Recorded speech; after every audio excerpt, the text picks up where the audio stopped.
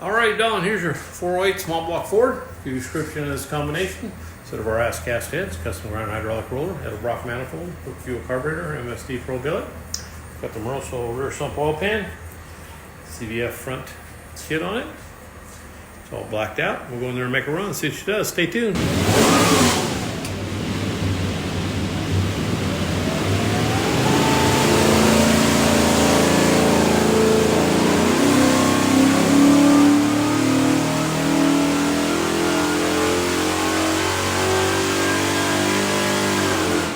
Okie doke, 3,400, 499 foot-pounds of torque, peak torque 507, peak horsepower 451. We're rated at 450. It's got a front end on it, that's about 15, so runs really good.